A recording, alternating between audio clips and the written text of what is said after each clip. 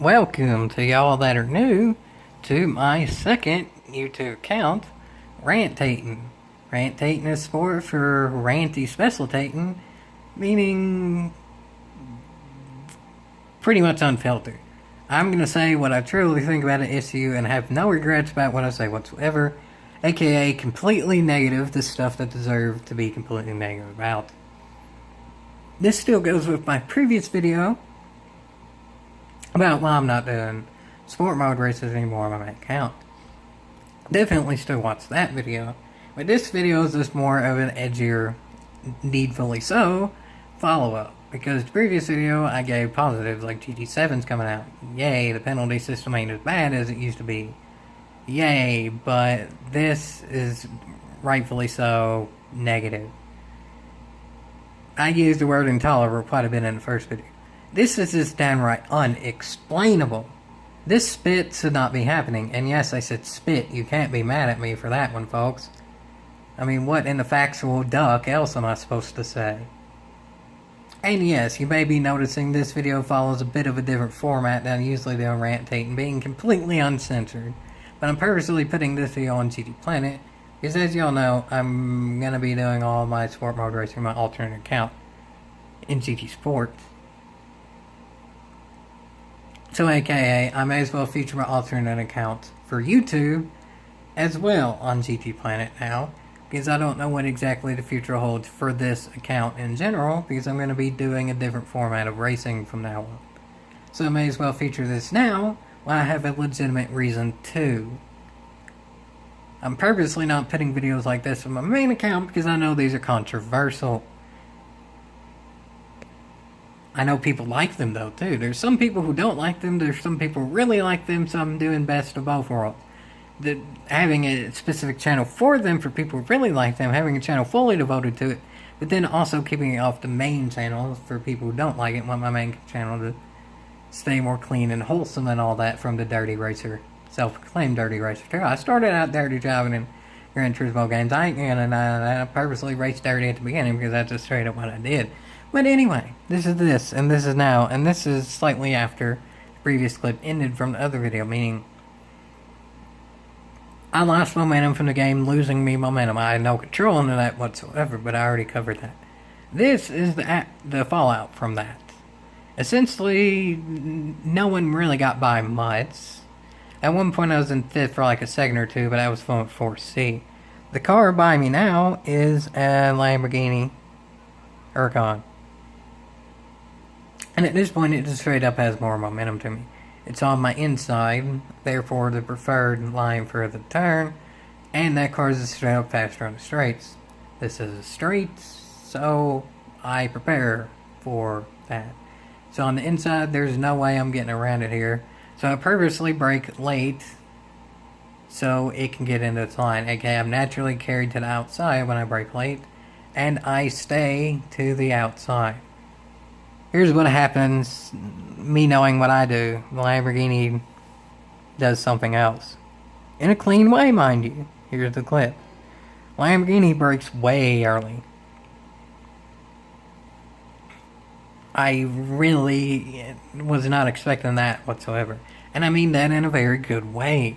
I was expecting the Lamborghini to either brake normally to dive bomb, one or the other. Because the Lamborghini ain't going to make the turn in terms of actual being better, because the Lamborghini ain't better around the turns than the 886. So I knew if it was going to pass me in the turn, it had to have gotten ahead in the middle of the turn, because then it has more speed out because it's four-wheel drive. So I had to get ahead at one point in the turn. If it was side by side in the turn, it wasn't going to make it. So I was thinking it was going to dive bomb, honestly, to be able to get ahead. Or else it probably would have just came out side by side. It wouldn't have really worked out because there was turns directly ahead. So I had to come out ahead for it to work. So I prepared for that. I braked late because I figured it was going to brake late too. So that way I'm naturally carried to the outside. If the Lamborghini goes to the outside because it brakes late, then whenever it runs into me, it should get a penalty because of that. Or if it brakes at the normal time, then I'm on the outside anyway, so it would then be on the inside, and we don't make contact. I should still get out of the turn in the lead, and this would be carrying enough momentum where I'm on the outside, the Lamborghini's on the inside, to where even with the Lamborghini's four-wheel drive, at most we're side by side going into the next turn, in which I would be on the inside four. So either way, this works out for me. Either ultimately by the time the front straight starts, I would be around, or the Lamborghini gets a penalty. Either or, but the Lamborghini brakes way early, which I was not expecting. So, well, this ensues, and I'm not faulting the Lamborghini for that, because that's all good thing that gives me a lot of room. At this point, I notice the Lamborghini ain't about to wreck into me, nor is it right behind me. The two things I figured it would be. I have quite a bit of room, so I'm changing my driving line a bit here. I go in a little bit harder because I can, but ultimately that means I nudge the wall a bit. I really just didn't have time to correct once I noticed that the Lamborghini wasn't where I thought it would be. I nudged the wall a bit, so I get a bit loose. No big deal, because, well, the Lamborghini isn't beside me right now. Or even right behind me right now. There's still about a car length between it. I just barely nudged the wall. I lose... What is that? I lose... a whopping 2 miles an hour. I mean, it's barely even really nudging the wall. I lost 2 miles an hour. Just barely get loose. I can swing out a bit though, because the Lamborghini ain't on my outside, so no big deal. Ultimately, I can save it. I just barely nudged the wall again, but no big deal, because at this point, I do have it saved. I know the Lamborghini is on my outside at this point, but that's fine. I fully have control of my car. I'm on the inside, the Lamborghini's on the outside, but lo and behold, there is an extremely slight amount of contact there. There is an extremely slight amount of contact. At this point, I'm clear, though, so whatever, if that contact was pretty much unavoidable. I mean, I avoided completely spinning out. The Lamborghini avoided that whole situation in general by slowing down more. So all in all, I would say both drivers did the correct thing. I prepared for the worst. The Lamborghini made sure the worst didn't happen. But then yet, wait for it, folks. I'm clear at this point. Like, completely, really and truly clear by about half a car length.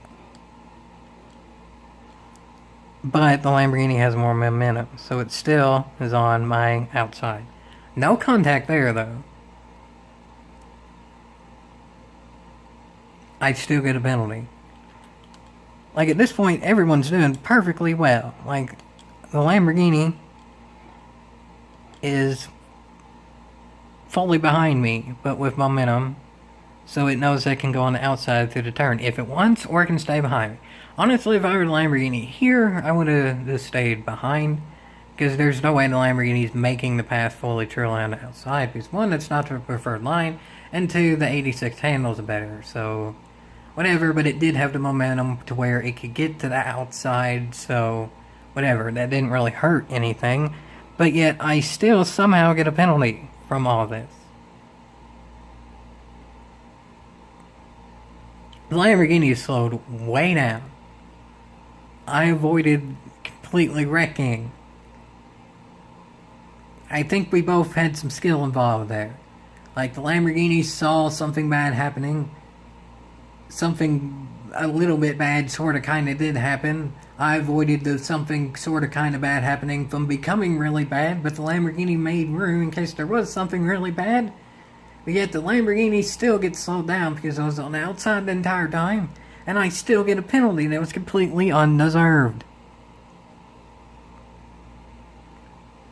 This is the end-all, be-all, nail in the coffin. The other penalty was from somewhat big contact that did affect the race. Granted, again, I said in a previous video, once again, I still do recommend watching if you haven't already. There was two situations that were pretty much exactly the same, in which one was a penalty and one wasn't, which is downright stupid. But this situation, there's no way whatsoever this could hurt the race, because we both drove our donkeys off. We both drove our cotton-picking donkeys off to not wreck. Yet we both get penalized for it. There was literally nothing more I could have done, because physically I ran out of room, And the Lamborghini gave me a lot of room. Yet this still kills both of our races. I'm sorry, but this... If y'all like GT Sport, fine and dandy, but I don't anymore. This is downright ridiculous. I'm not having it anymore. I'll still race my alternate account, because ultimately, even if I get penalties or whatever there, I'm not high enough in that to where I think it would matter too much. Ultimately, probably even the drivers in first would get a penalty. A time... I'm trying to figure out the right word. The occasional time, whatever it may be. But now, I don't know.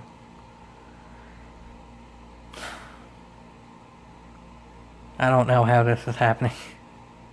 And that ain't worth a yeehaw. And I ain't coming back either.